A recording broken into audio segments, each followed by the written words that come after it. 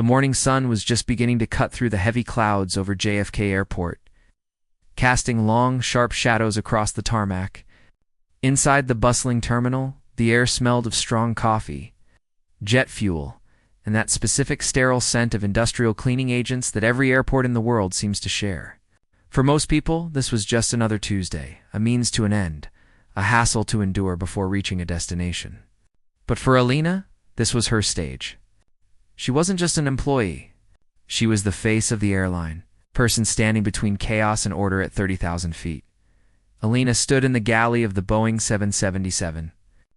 Checking her appearance for the third time in 5 minutes, she adjusted her scarf, ensuring the knot was perfectly centered and the fabric lay smooth against her chest. She smoothed down the skirt of her uniform, her fingers brushing out a microscopic wrinkle that probably didn't exist. At 45 years old, Alina took her job very seriously. She had been flying for nearly 2 decades, and in that time, she had seen everything. She had dealt with medical emergencies, heartbreak over lost luggage, drunken businessmen, and turbulent storms that shook the very bolts of the plane. To Alina, the uniform wasn't just polyester and cotton. It was armor. And today she was in charge. The flight was a big one. New York to London. 6 hours of hard work over the Atlantic Ocean, carrying some of the wealthiest and most demanding passengers the airline had to offer. The manifest was a list of who's who: investment bankers, tech entrepreneurs, a few minor celebrities, and diplomats. The first-class cabin was sold out, which meant the stakes were high. Alina took a deep breath. Plastered on her practiced customer service, smile, the one that reached her eyes but didn't quite touch her tired soul, and prepared to board the passengers. The boarding process began like a military operation. Alina stood at the forward door, greeting each passenger with a warm good morning and a nod. She had a knack for sizing people up in a split second. She could tell who was going to be trouble and who was going to sleep the whole way just by the way they handed over their boarding pass. The first-class passengers began to filter in. They were mostly men in sharp suits, clutching leather briefcases and barking into their headsets about stocks and meetings. They smelled of expensive cologne and entitlement. About 20 minutes into the boarding, a young woman stepped up to the door. She couldn't have been more than 26. She was dressed in a loose gray oversized hoodie that looked like it had seen better days. A pair of black leggings that were slightly worn at the knees and beat-up sneakers. Her hair was pulled back into a messy, hurried bun, and she wore large, thick-rimmed glasses that slid down her nose. She had a backpack slung over one shoulder and carried a large, reusable water bottle. Alina's eyes narrowed slightly. It was an involuntary reaction, a habit formed by years of assuming that money looked a certain way. This girl looked like she had just rolled out of bed after a late night studying. She looked like she belonged in the back row of economy, squeezed between a crying baby and a snoring tourist. Not in the plush leather seats of first class, the girl handed over her boarding pass without making eye contact, looking down at her phone as she typed a frantic message. "Seat 1A, Alina said, looking at the pass and then back at the girl. Her tone was professional, but there was a flicker of skepticism in her voice.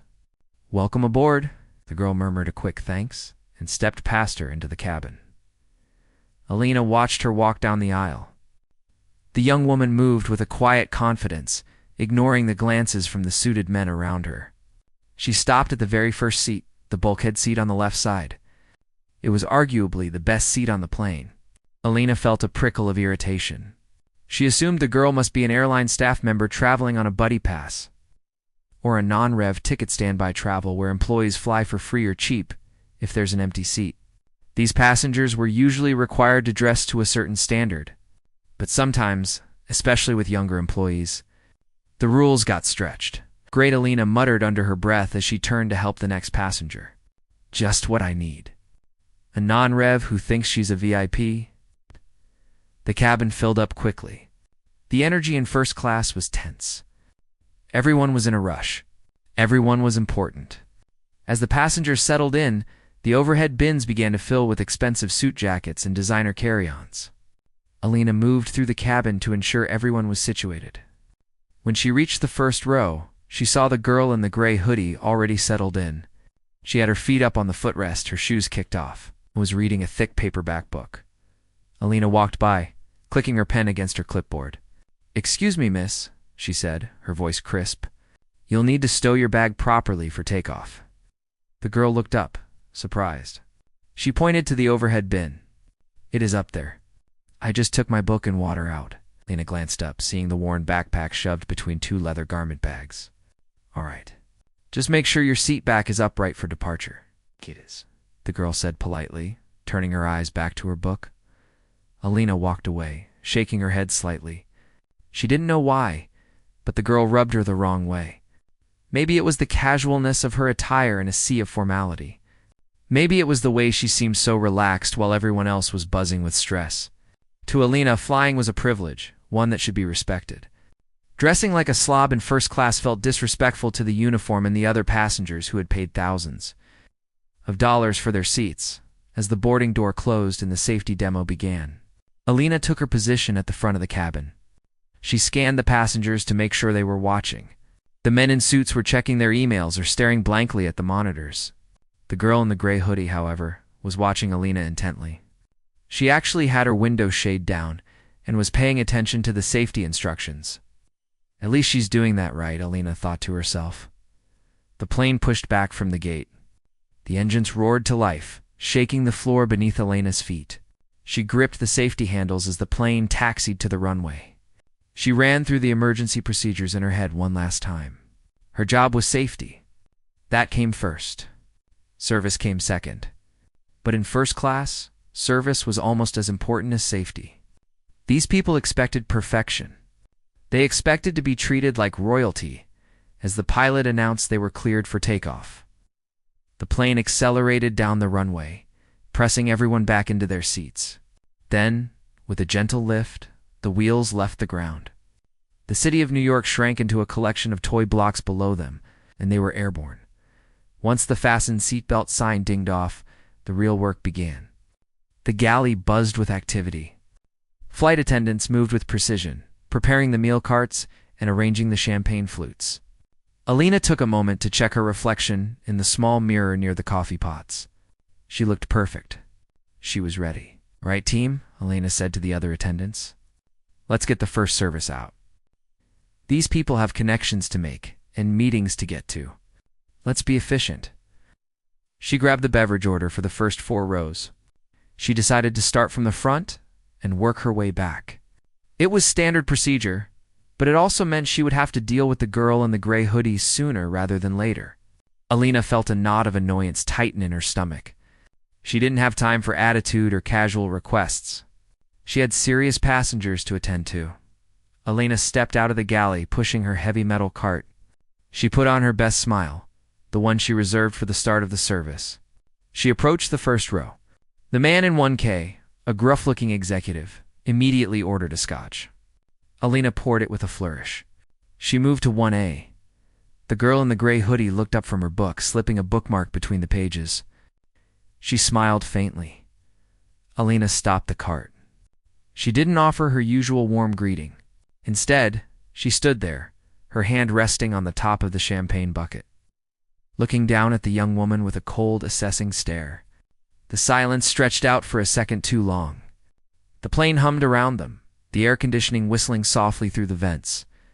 The girl's smile faltered a little, sensing the tension radiating from the senior flight attendant. "Can I get you something to drink before we take off with the meal service?" Alina asked, her tone clipped and devoid of the warmth she had shown the man next to her. She was already preparing herself to say no to whatever unreasonable request this girl might have. Convinced that she didn't belong there, and that Alina needed to teach her a lesson in first-class etiquette. The heavy metal cart made a soft, thumping sound as it rolled over the thick carpet of the first-class aisle. The cabin was quiet now that the roar of the takeoff had faded into a steady, gentle hum. Most passengers had already taken out their laptops or unfolded the newspapers provided by the airline. They were settled in, wrapped in their own little bubbles of importance and silence, but Alina could feel the tension in her own shoulders. She was determined to get this service done quickly and perfectly. She had a schedule to keep, and in her mind, That young woman in the front row was all ready. Proving to be a distraction, Alina stopped the cart right next to the seat occupied by the girl in the gray hoodie. Up close, she looked even younger than Alina had first thought. Her skin was pale, and she had dark circles under her eyes, as if she hadn't slept in days. The oversized hoodie swallowed her frame, making her look small and fragile against the wide leather seat. Yet she was sitting in 1A, the most expensive seat on the plane. It just didn't add up for Alina. The young woman looked up from her book, her eyes blinking behind the thick glasses. She shifted in her seat, pulling her legs slightly closer to make room for the cart. "Hi there," the girl said softly. Her voice was polite but tired. "Could I possibly get a glass of water? And maybe a blanket. It's actually a little freezing up here near the door." Alina looked at her. She didn't reach for a glass. She didn't smile. Instead, she rested her hands on the handle of the cart and drew a sharp breath. In her mind, she was the gatekeeper of this cabin. She saw passengers as two types, the ones who belonged and the ones who didn't. This girl, with her casual clothes and her simple request, fell firmly into the second category. Alina felt a familiar surge of judgment. She assumed the girl was a non-Ravain passenger maybe, the daughter of a mechanic, or a friend of a junior pilot flying on a free ticket. In Elena's old-school view, those people should be grateful just to be in first class and shouldn't make demands before the real paying customers were served. "I'm sorry, ma'am," Alina said, her voice loud enough for the man in the seat across the aisle to hear.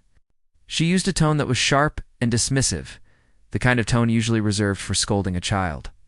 "But we have a specific service order to follow. I have to attend to the full-fare passengers first. Champagne and orange juice are the priority right now." The girl's eyes widened. She looked confused. "Oh, I didn't know. I just thought, I'm sure you're fine for a few minutes," Alina cut her off, waving a hand dismissively. "Please wait until I have completed the service for the rest of the cabin. I'll get to you when I can." The girl blinked rapidly, her cheeks turning a deep shade of red. She opened her mouth to say something else, perhaps to explain that she wasn't asking for a 5-course meal, just a glass of water, but she seemed to think better of it. She slowly pulled her hand back and nodded, looking down at her lap. "'Kay," she whispered, barely audible. Alina didn't wait for another word. She gave a curt nod and pushed the cart forward, moving to the passenger in the next row. She felt a strange sense of satisfaction, believing she had asserted control over the cabin. She didn't see the way the girl's shoulders slumped forward or the way she hugged her arms around herself to stay warm. Alina was already focused on the next man, a businessman in a sharp navy suit who was demanding a scotch and soda. As Alina moved down the aisle, pouring drinks and taking orders, the atmosphere in the cabin felt heavy. The girl in the front row was forgotten by Alina, but she wasn't invisible to everyone else, sitting in seat 1K.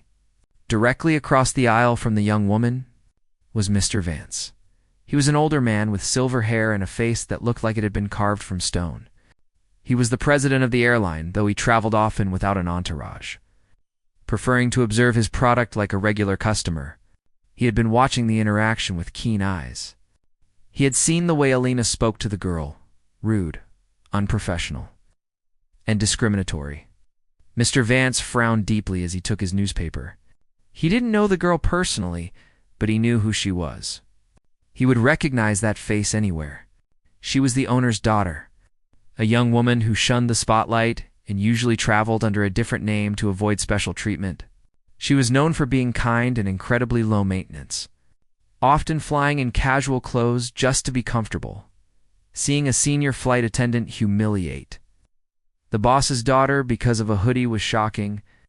It was a violation of everything the airline claimed to stand for. Mr. Vance cleared his throat loudly as Alina approached him with the cart. Elena's face instantly switched to a bright, professional smile. She knew Mr. Vance. She had flown with him before and knew he was high up in the corporate ladder. "Good morning, sir," Alina said, her voice suddenly sweet and syrupy. "Can I start you with something to drink? Perhaps the champagne?" Mr. Vance didn't return the smile. He looked past her, toward the front of the cabin, where the young woman was sitting quietly, shivering slightly. "Actually, Alina," Mr. Vance said, his voice low and stern.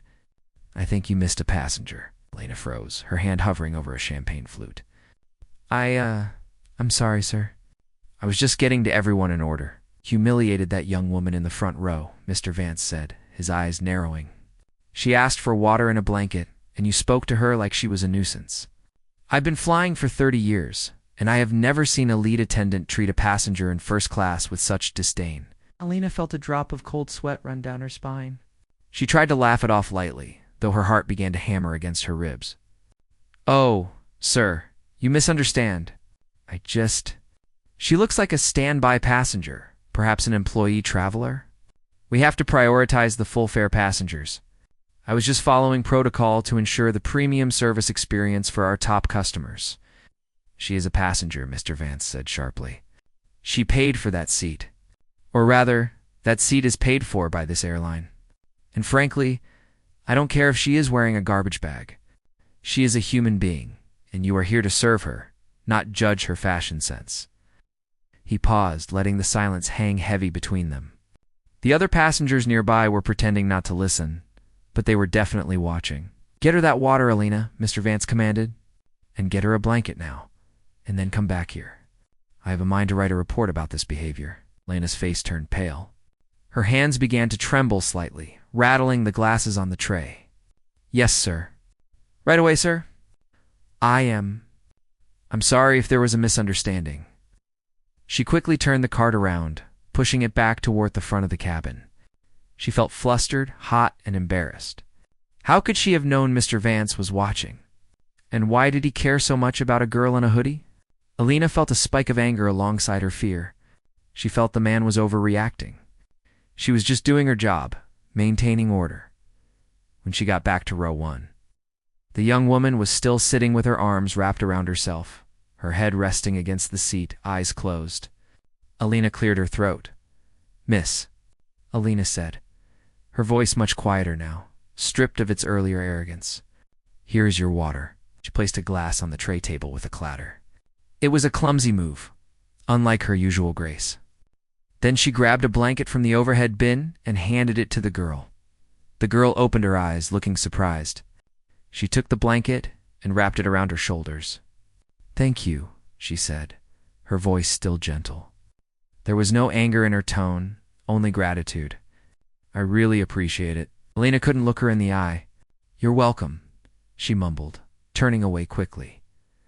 She walked back toward the galley, her mind racing. She could feel Mr. Vance staring a hole in her back. She assumed this was just a momentary hiccup, a scolding from a VIP that she could smooth over with an apology later. She convinced herself that she was in the right, that standards matter, and that Mr. Vance was just in a bad mood. She had no idea that the misunderstanding was about to turn into a career-ending disaster.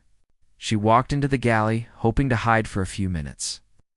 But the silence of the airplane felt like a ticking clock counting down her final moments in the sky. The tension in the front cabin was thick enough to cut with a knife. Elena retreated to the safety of the galley, her hands trembling slightly as she organized the napkin rings. She took a deep breath, trying to steady her racing heart. She felt a mix of humiliation and rising anger. She had been doing this job for 20 years. Who was that man to scold her like a child? She convinced herself that she was the victim here. She was just trying to maintain a standard of excellence. First class was supposed to be a sanctuary, a place of sophistication. Seeing someone dressed in rags, regardless of who paid for the ticket, felt like a violation of that sanctuary. She looked at her reflection in the microwave door one more time, fixing her smile. It was tighter now, less genuine, but she had a job to finish. She grabbed the bottle of vintage wine and headed back out into the aisle. She decided she would just act as if nothing had happened. She would be the professional one as she walked back toward the front rows. She kept her eyes strictly on her paperwork, avoiding eye contact with the man in 1K and the girl in 1A. She could feel the heavy gaze of Mr. Vance following her every move. It made the hair on the back of her neck stand up. She stopped at the row behind them, serving a couple who were chatting happily, oblivious to the drama that had just unfolded. She poured their wine with mechanical precision, her mind racing. Across the aisle, Mr. Vance was seething. He lowered his newspaper completely now, his eyes fixed on the back of Elena's head. He knew that Alina wasn't just having a bad day. That was a behavior pattern.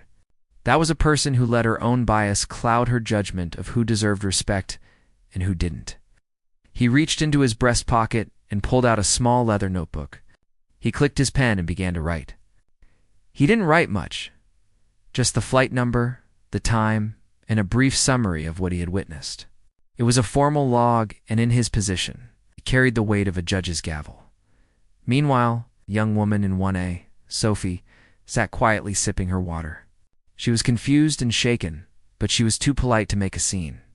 She had wrapped the coarse airline blanket around herself, trying to get warm. She was used to people judging her, but usually it was people her own age. In bars or at parties, people who didn't know her last name. It stung more coming from a professional, someone who was supposed to be trained to treat everyone equally. She looked out the window at the endless expanse of blue ocean below. Wishing she could just disappear into the clouds, Alina finished the wine service and moved on to the meal service. The catering was high-end. Today lobster salads, braised short ribs, individual fruit plates. She pushed the heavy cart down the aisle, the smell of gourmet food filling the cabin. When she reached the first row again, she hesitated. She looked at Sophie. The girl had her book open again, but she wasn't reading. She was just staring at the pages. Alina felt a sudden pang of guilt, but she quickly pushed it down. She remembered Mr. Vance's warning. She knew she couldn't ignore the girl again. "Excuse me, miss," Alina said, her voice stiff. "Would you like to see the menu for lunch?" Sophie looked up, startled. "Oh, yes, please." "Thank you." Alina handed her a heavy, laminated menu. She didn't ask if Sophie had any dietary restrictions or allergies, something she usually asked with great enthusiasm. She just held the menu out until Sophie took it, then quickly turned her attention to Mr. Vance. She leaned in, her body language desperate to please him. "And for you, sir. The short rib is excellent today, I assure you." Mr. Vance didn't look at the menu. He looked at Alina. "I'm not hungry, Alina. I think I've lost my appetite." Alina froze. Is everything okay with the service, sir? Is there something I can get you instead?" "There is nothing you can get me right now," Mr. Vance said coldly. "But there is something you need to remember. Every single person on this plane has a story. You think you know them by looking at their clothes? You know nothing." Before Alina could stutter out a response, the call light from the cockpit dinged above their heads. It was a sharp, demanding sound. Alina looked up, grateful for the interruption. "I need to see what the captain needs," she said, backing away. Mr. Vance watched her scurry toward the flight deck door. He shook his head slowly. He looked at the young woman next to him. She looked so small and lonely in the big seat. He decided he had stayed silent long enough. He turned his body toward her, clearing his throat softly. "I'm terribly sorry about that," he said, keeping his voice low so only she could hear. Sophie looked over, her eyes wide behind her glasses. She seemed surprised that he was speaking to her. "It's okay," she said. "I know I look a mess. I've been traveling for 2 days straight. I think my luggage is lost somewhere in Dubai." Mr. Vance smiled, a genuine warm smile that reached his eyes. "You look perfectly fine, young lady, and you are entitled to be treated with the same dignity as anyone else in this cabin.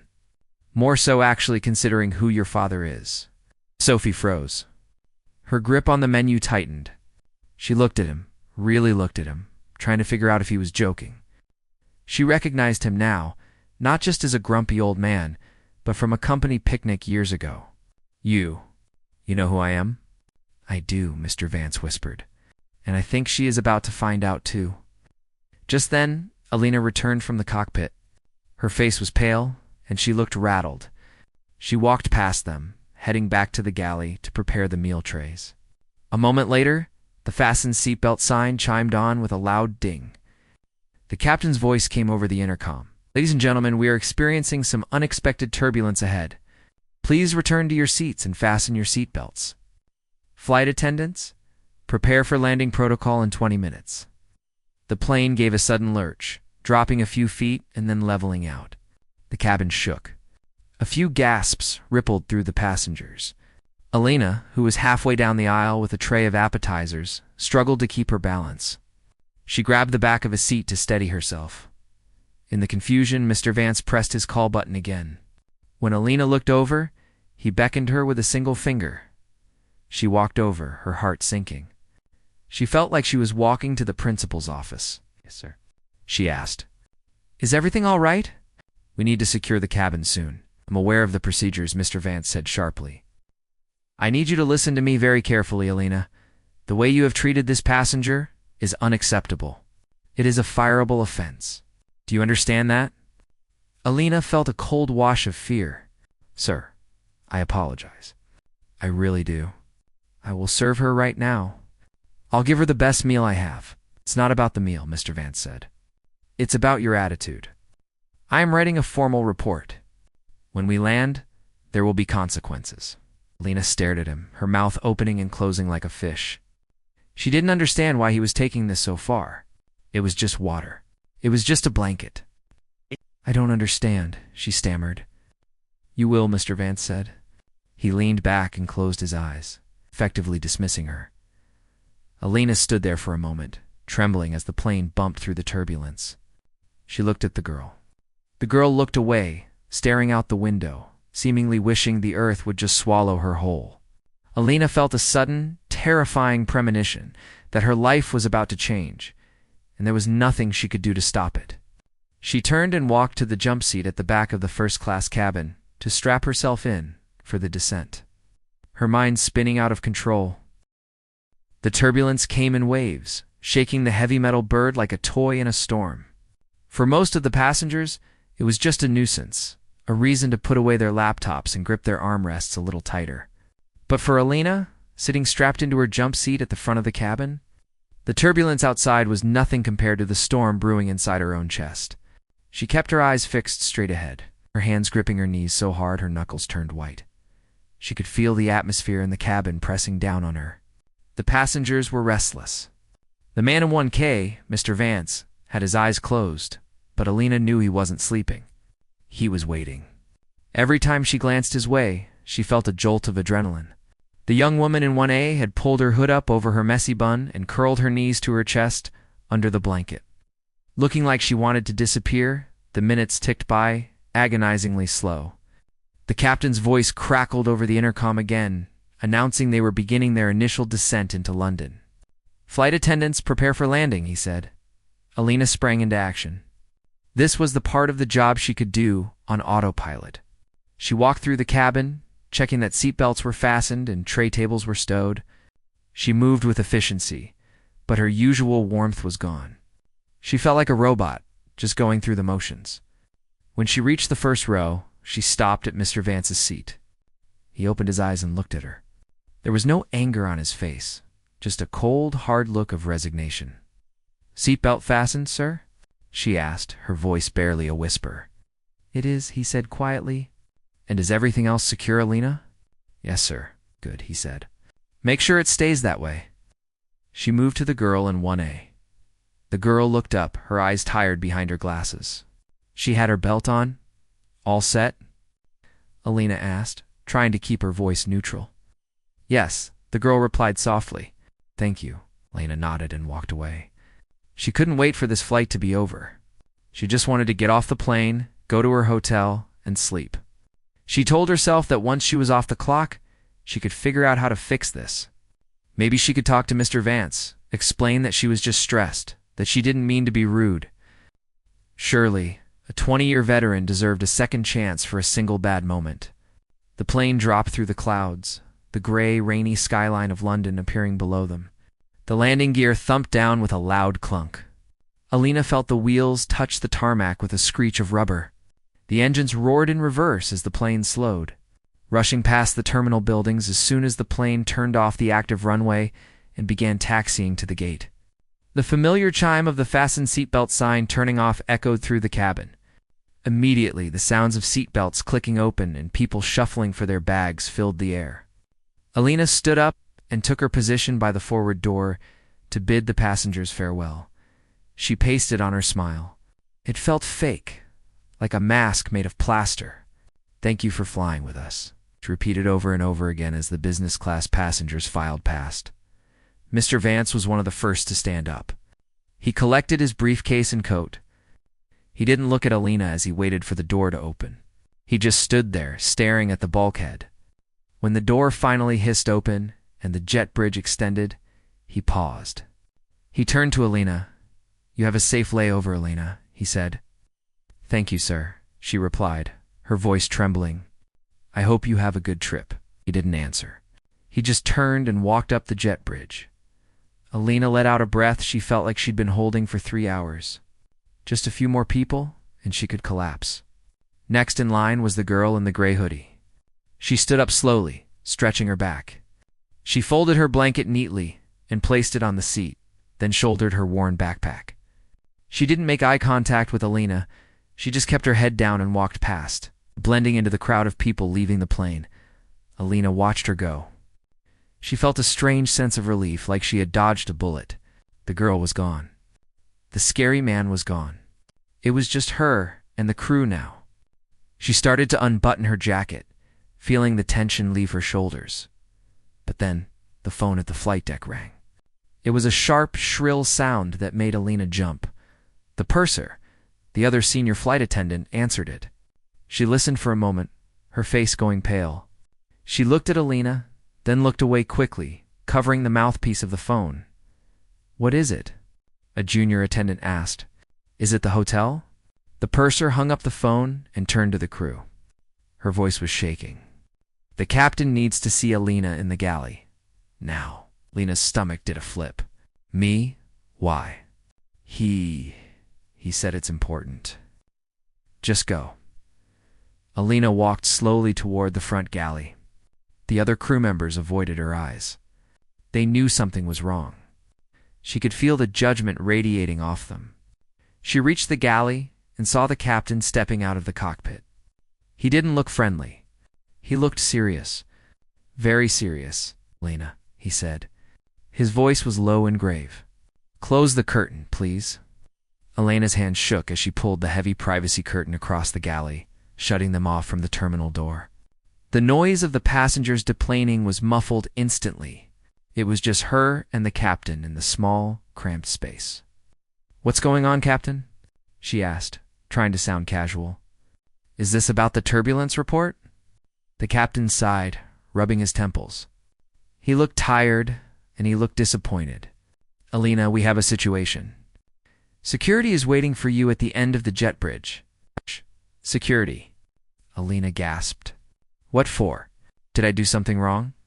"I'm afraid so," he said. "Mr. Vance in 1K has filed a formal complaint against you. A very serious one." Alina felt the blood drain from her face. "Mr. Vance. I served him. I was polite." "You were rude to the young woman in 1A, Alina," the captain said, his eyes locking onto hers. "Mr. Vance says you refused her service, humiliated her, and discriminated against her based on her appearance." Alina's mind raced. She looked like a non-rev. She was dressed like a slob. "I was just prioritizing the full-fare passengers. That's my job." The captain held up a hand to stop her. "Stop. Just stop. Do you know who that young woman was?" Alina stared at him. "No, I told you. She looked like a traveler on a buddy pass." The captain took a deep breath. "That was the daughter of the airline's majority owner, the man who signs the checks that pay your salary. She is a board member, Alina. She was traveling incognito, as she often does, to avoid attention. And you just refused her water." The silence in the galley was deafening.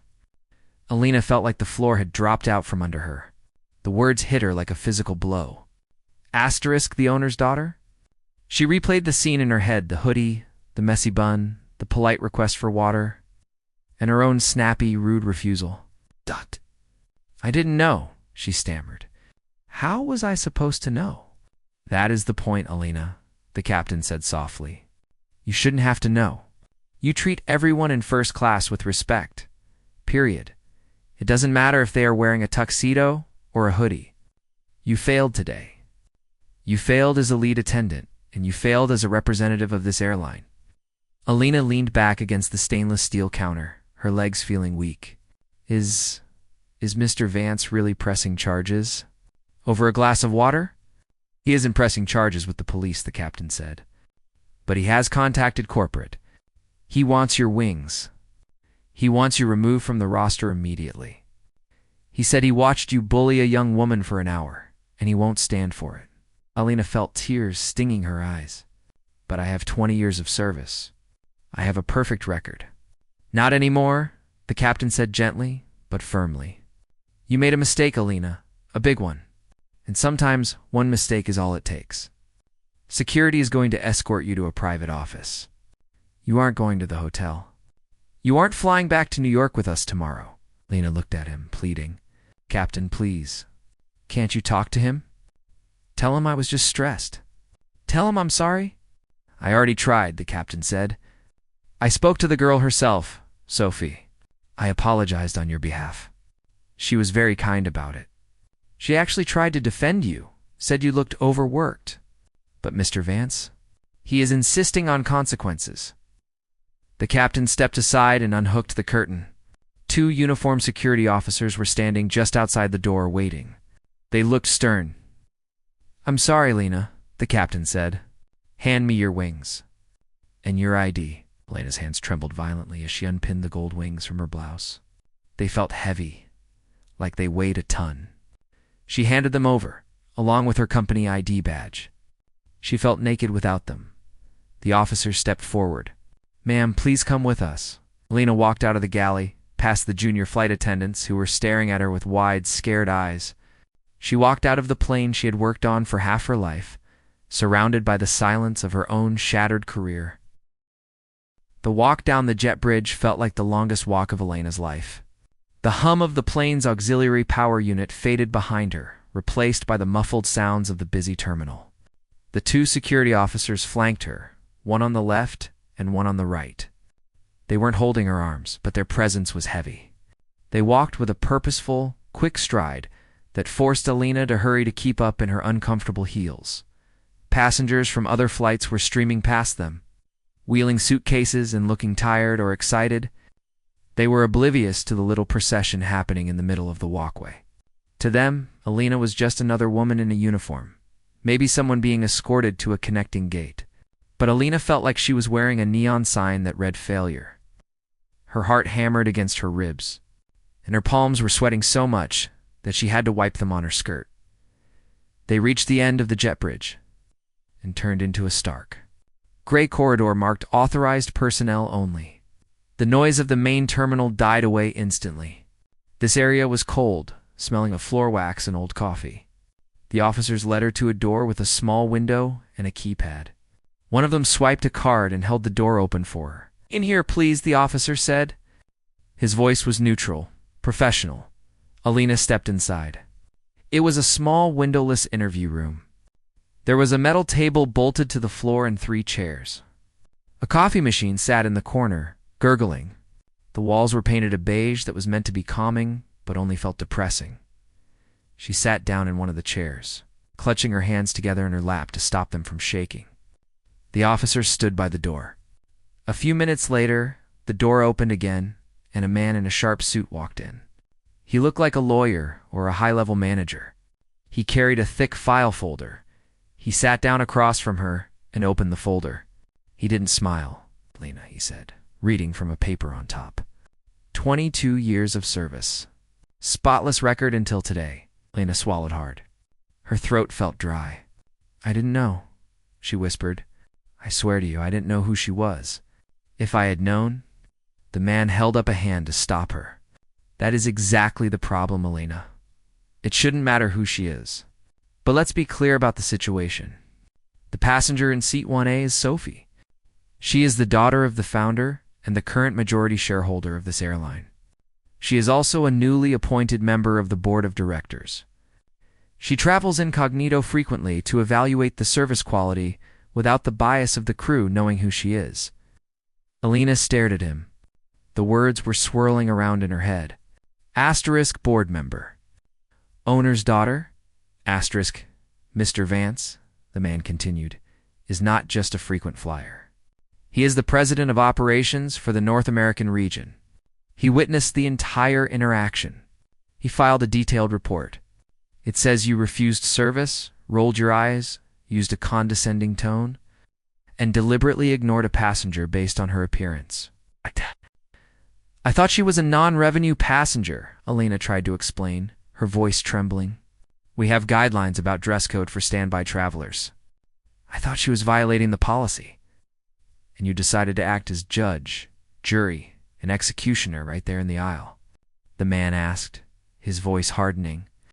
You humiliated her in front of a cabin full of witnesses. You didn't ask for clarification. You just assumed. He looked down at the file again and sighed. Alina, we have a zero-tolerance policy for discrimination. We cannot have a lead flight attendant who decides who is worthy of respect based on what they are wearing. The liability alone is enormous. If Sophie had chosen to make a scene, this could have been a PR nightmare. Am I fired? Alina asked, the question hanging in the cold air. The man looked at her with sympathy, but his eyes were firm. We are terminating your contract, effective immediately. We will not be contesting your unemployment claim, and we will provide a severance package based on your years of service. But you will not fly for this airline again. The finality of the words hit Alina like a punch to the stomach. She had expected a suspension, maybe a demotion. But firing? After 22 years, please, she begged, tears finally spilling over and running down her cheeks. It was a mistake, a bad judgment call. I love this job. This is my life. It was a life-altering mistake, the man said softly. He slid a piece of paper across the table. It was a separation agreement. Sign here. We have arranged a car to take you to a hotel. You can fly back home on a different carrier tomorrow on your own time. Your ID and crew badge have already been deactivated in the system. Lena looked at the paper. Her vision was blurry with tears. She picked up the pen, but her hand was shaken so badly she couldn't hold it. She took a deep, shuddering breath. There was no point in fighting. The president of the airline and the owner's daughter had witnessed her arrogance. She was burned. She signed the paper. The man stood up. I'm sorry it ended this way, Elena. You were a good employee for a long time. But today, you forgot the most basic rule of hospitality. Treat everyone like a guest. He nodded to the officers, and they opened the door. Elena stood up on shaky legs. She felt 10 years older than she had that morning. She walked out of the room, back into the corridor, but this time she was alone. She walked through the airport like a ghost. She didn't look at the destination boards. She didn't look at the shops. She just wanted to be invisible. She found a bench near a window and sat down. Outside it was raining in London. The water streaked down the glass, blurring the runways. She watched a plane push back from the gate. It was a Boeing 777, just like the one she had just landed. She watched the ground crew wave the wands. She knew exactly what the pilots were doing in the cockpit. She knew what the flight attendants were doing in the galley. She knew the smell of the coffee and the sound of the pausing chime. It was a world she was no longer part of. She thought about the girl in the gray hoodie, Sophie. She thought about how the girl had just asked for water. How simple that request was. Alina realized in that moment that she had lost her way. Somewhere along the line, she had stopped seeing people and started seeing tickets, outfits, and status levels. She had let her ego get in the way of her humanity, and now she was paying the ultimate price for it. Her phone buzzed in her pocket. It was a text from her daughter, asking if she had landed safely. Alina stared at the screen. How could she tell her? How could she explain that her career was over because she was mean to a young woman in a sweatshirt? She put the phone away without answering. She leaned her head against the cold glass of the window and closed her eyes. The rain kept falling. Meanwhile, in the arrivals hall, Sophie walked out of the customs area. She was dressed the same in her hoodie and leggings.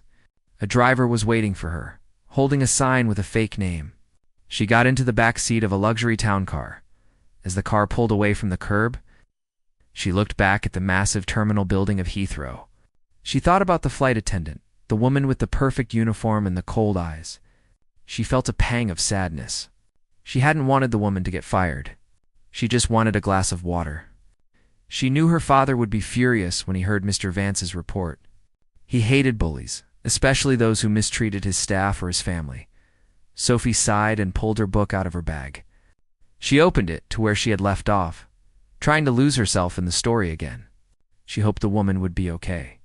But as the car merged onto the highway, leaving the airport behind, she also knew that standards were standards. If you couldn't be kind to someone in a hoodie, you probably shouldn't be taking care of people at 30,000 feet. The car sped through the rainy streets of London, carrying the girl who unknowingly held the power of a queen while back in the terminal. The queenmaker sat alone, weeping into her hands. Her wings clipped forever,